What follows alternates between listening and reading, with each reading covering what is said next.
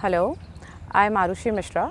I have secured All India Rank 2 in the Indian Forest Services Examination 2018 and my graduation was from IIT Roorkee and I have taken the optionals as Geology and Forestry in the Indian Forest Services Examination. So here I would be detailing the strategy of preparation of Geology as well as Forestry optionals. Coming to the Forestry as an optional. ये optional आप क्यों लेते हैं? क्योंकि ये थोड़ा सा compact होता है and as well as it is highly relevant for the Indian forest services examination. After all हमें जाके भी इसका ही हायर वर्जन पढ़ना होता है and at the same time ये इंटरव्यू में काफ़ी हेल्पफुल होता है. इसलिए आप forestry as an optional choose कर सकते हैं. और जैसा कि मैंने बोला कि it is a compact syllabus and it also overlaps with the environment part, so it is easier to prepare and as well as जो forestry होती है हमारे अगल बगल जो पेड़ हो रहे होते हैं, जो पौधे हो रहे होते हैं, the type of practices that are being followed, जो कि हम usually ignore कर देते हैं. लेकिन जब हम forestry पढ़ते हैं तो एक तो हमें ये चीज़ें समझ आती हैं, at the same time हमारे लिए समझना इसलिए ईजी होता है क्योंकि ये वही चीज़ें होती हैं जो हमारे अगल बगल हो रही होती हैं और काफ़ी इंटरेस्टिंग सब्जेक्ट होता है. तो इसलिए आई वुड सजेस्ट कि अगर आप इंडियन फॉरेस्ट सर्विसेज एग्जामिनेशन दे रहे हैं तो फॉरेस्ट्री एज एन ऑप्शनल आप ज़रूर चूज़ करिए अगर आपको एक नया ऑप्शनल चूज़ करना होता है तो. अब इसकी प्रिपरेशन हम कैसे करते हैं? इसकी प्रिपरेशन मैंने इन 2 महीनों में ही करी थी, दोनों ऑप्शनल की preparation. That was after the civil services examination mains and इसमें जो 2 महीने मिले थे उसमें मैंने जो बुक्स कवर करी थी, जो प्राइमरी बुक थी was the my primary source was Manikandan and Prabhu. ये बुक मैंने कवर टू कवर रीड करी थी, barring some very tough chapters. उसके जो फॉर्मूला वाले चैप्टर्स होते हैं फॉरेस्ट मेंसुरेशन, उसमें मैंने थोड़ा सेलेक्टिवली पढ़ा था. अदरवाइज़ ये कवर टू कवर पढ़ने वाली बुक होती है. सेकेंड बुक जो मैं सजेस्ट करूँगी it is LS. Khanna. The LS. Khanna book is a book that is the foundation of forestry. However ये बुक आपको पूरी नहीं पढ़नी होती. इसमें आप फर्स्ट 2 चैप्टर्स पढ़िए, that would be first 100 pages. Get it xerox from one of your friend or from some library because it is a costly book and you usually do not find that book here in Delhi.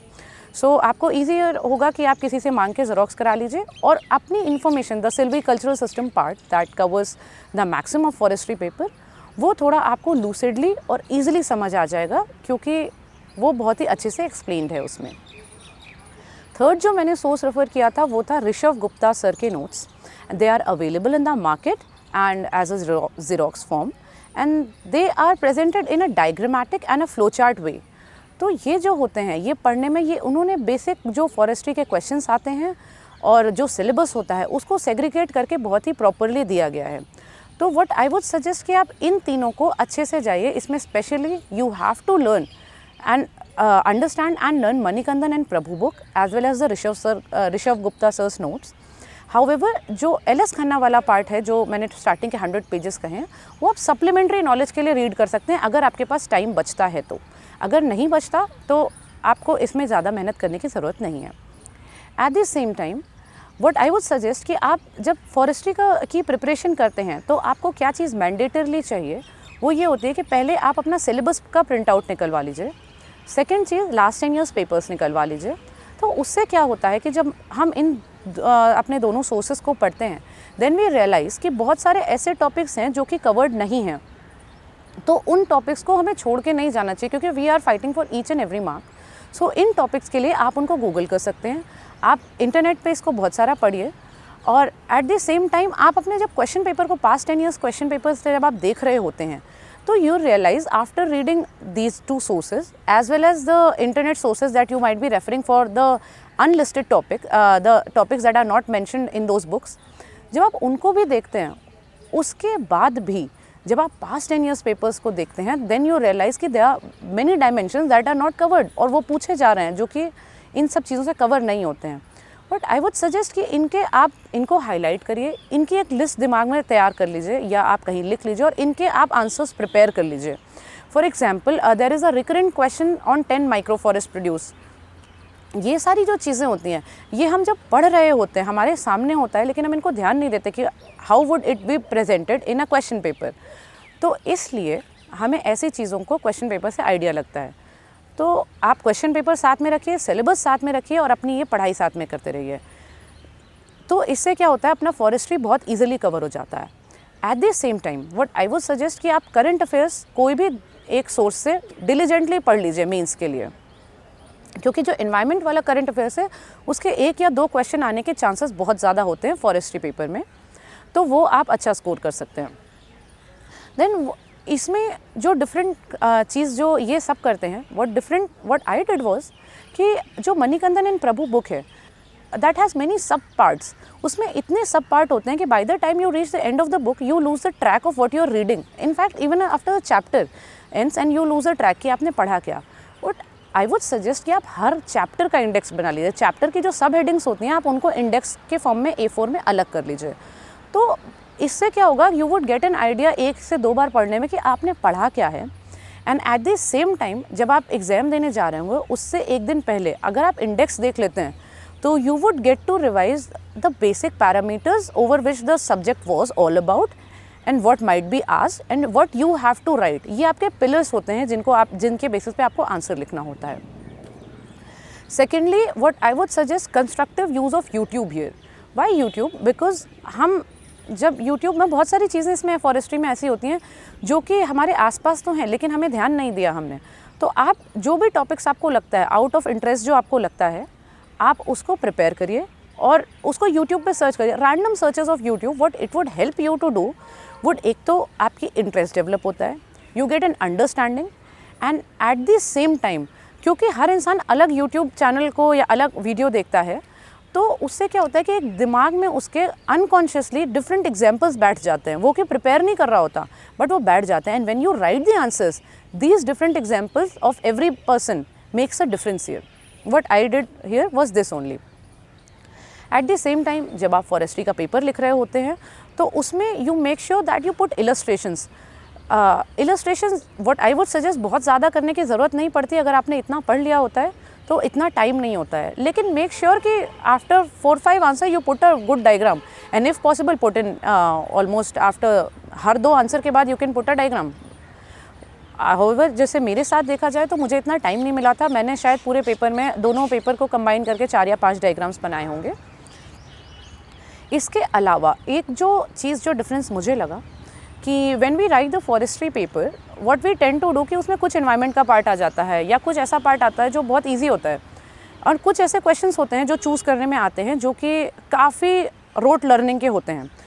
तो इसमें जब आप choose करते हैं questions I would suggest choose the questions that are on a tougher side. Why? Because forestry would be an altogether new subject for most of the aspirants. कुछ ही लोग होते हैं जिनका कॉमन होता है, तो इस वजह से ये जो इसमें मैक्सिमम लोग वो वाले क्वेश्चन अटेम्प्ट करते हैं जो कि इन्वायरमेंट से रिलेटेड होते हैं, जो कि ईजियर साइड पे होते हैं। तो when you write a different question, when you write a tougher question and present it in a very good way, you tend to score very good marks as compare to the other students. तो ये आपको काफ़ी help करेगा मेरे ख्याल से। The next we would be talking about is the geology optional. Geology optional क्यों लेना बेटर होता है? क्योंकि वो एक कॉम्पैक्ट सिलेबस होता है, बहुत ही डेफिनेट एस्पेक्ट्स होते हैं जो कि आपको कवर करने होते हैं और जो चीज़ें होती हैं the content of geology can not be change by you and there can not be much analysis about it because it is what it is. However this is what is the tough part of geology because it involves a lot of learning. You have to by heart many things and it takes a toll on your brain also. बहुत ज़्यादा याद करना पड़ता है हमें। तो लेकिन geology अगर आपने अभी तक कुछ प्रिपेयर नहीं किया और आप 2019 का एग्ज़ाम देने जा रहे हैं तो उन 2 महीनों के लिए, क्योंकि आपको सिर्फ 2 महीने मिलेंगे प्रिपेयर करने के लिए, उस समय के लिए geology is a better optional क्योंकि आप उसमें लर्निंग तो बहुत ज़्यादा है, उसमें मेहनत बहुत ज़्यादा है। हाउएवर उसमें स्कोर करने के चांसेस बहुत ज़्यादा हाई हो जाते हैं अगर आप 2 महीने की तैयारी कर रहे हो तो that's why the geology optional. अब इसमें जियोलॉजी ऑप्शनल को आपको प्रिपेयर कैसे करना है, उसकी प्रिपरेशन के लिए there is one basic book that is KM Bangar. KM Bangar book वैसे तो I would suggest you get a print out of the syllabus, get 10 years papers printed और उसके हिसाब से आप टॉपिक वाइज पढ़ें जैसा सिलेबस में मैंशनड है। However, this Bangar book is closely like Lakshmikant book. Every line is important and every line is like a short note in itself. तो इसमें क्या होता है कि हमें कभी कभी अंडरस्टैंडिंग में it is all about learning, segregating things, understanding things and learning. तो व्हाट हैपन्स इज़ कि जब हम बांगर पढ़ रहे होते हैं और mostly cover to cover reading है एक्सेप्ट द लास्ट चैप्टर, हमें syllabus wise when we go then we realise कि बहुत ही कम पढ़ना है इसमें. However while reading the deep in the second and third revision, by that time you realize कि it is almost the whole book that you have to read. लेकिन इसमें यही कैच है कि इसमें सब चीज़ें बहुत ज़्यादा अच्छे से दी गई हैं, बहुत सारी चीज़ें हैं जो हमें लर्न करनी है और बेसिक यहीं से अगर आप पढ़ें तो आपका पेपर सॉल्व हो जाता है. पॉइंट इज़ दिस कि इसको समझना टफ हो जाता है. For this I would suggest a book by Mukherjee and that book on geology is available in the market. वो बुक थोड़ी सी थिक है और उसको हम पढ़ते हैं. उसमें क्या होता है कि that book is very lucid and in a very easier English. In that book you have to read the relevant topics, not because that you have to learn from that book. The point is that you have to develop an understanding from that book.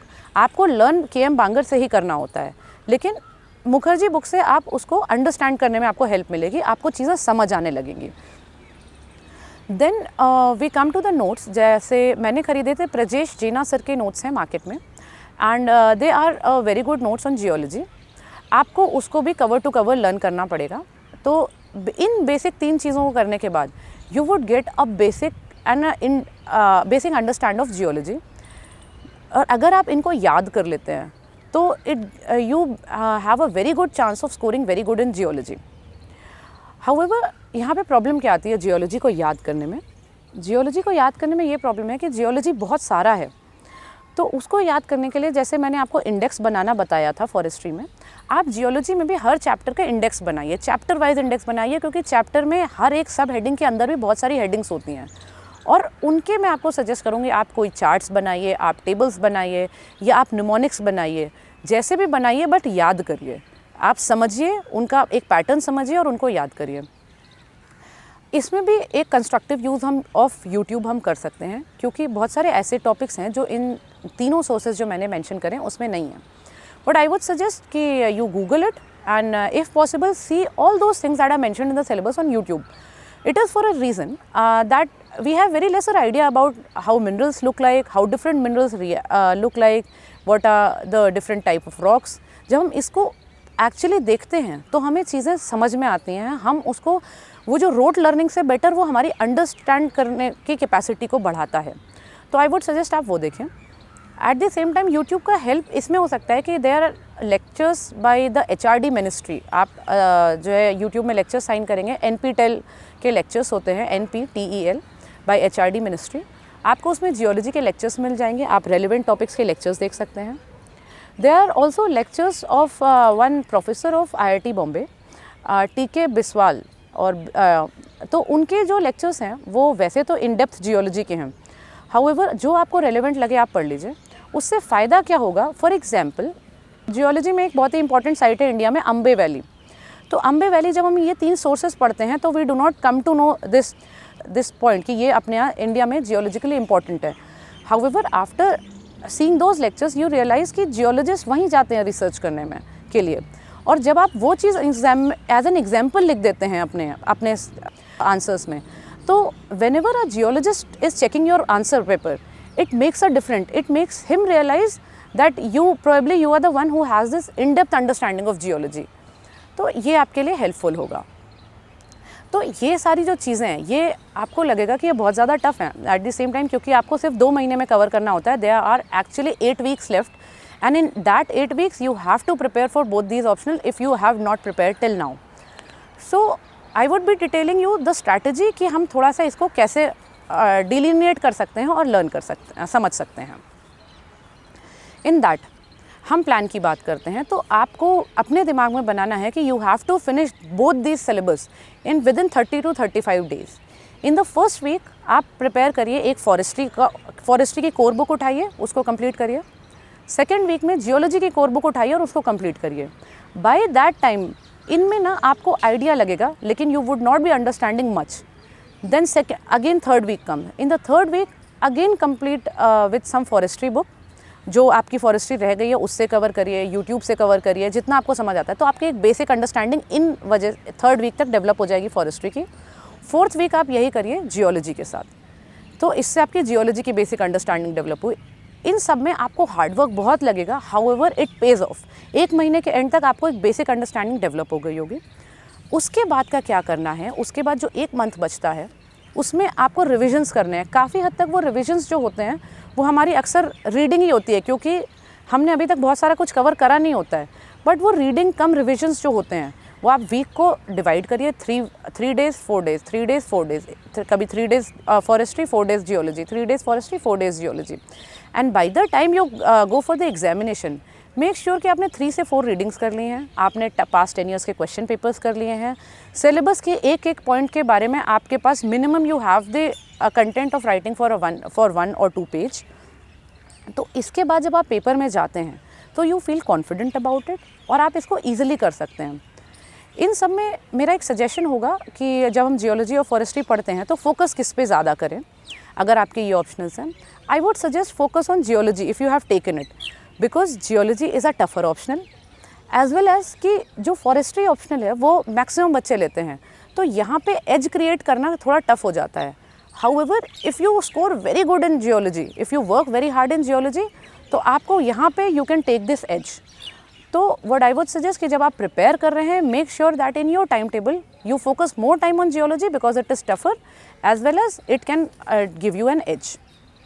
तो ये थी मेरी journey और इसमें आप prepare करेंगे। Initially ये बहुत टफ लगती है, ये परसीवरेंस डिज़ायर करती है, क्योंकि अगर आप CSE दे रहे हैं तो CSE के बाद आप एग्जॉस्ट हो जाते हैं, आपका मन नहीं करता इतना और पढ़ने की, आपके अंदर हिम्मत नहीं होती। एट द सेम टाइम अगर आप CSE नहीं दे रहे हैं तो ये इटसेल्फ में इतना बड़ा कोर्स होता है जो कि हमको इनसरमाउंटेबल लगता है। तो यहीं पे एक डिफरेंस आता है जब हम चाहते हैं कि कुछ करना और हम एक डिसिप्लिन वे में टाइम मैनेज कर लेते हैं। तो ये 2 ऑप्शन बहुत ईजिली डूएबल हैं और बहुत ही वेल स्कोरिंग है। I scored very good in geology and forestry और मेरे जो रैंक है, रैंक का बेसिस भी मेरे मेंस के मार्क्स हैं majorly. Interview was also very good, however the game changer was the mains marks. So I think that आपको इससे कुछ मदद मिली होगी and I wish you all the best for the examination.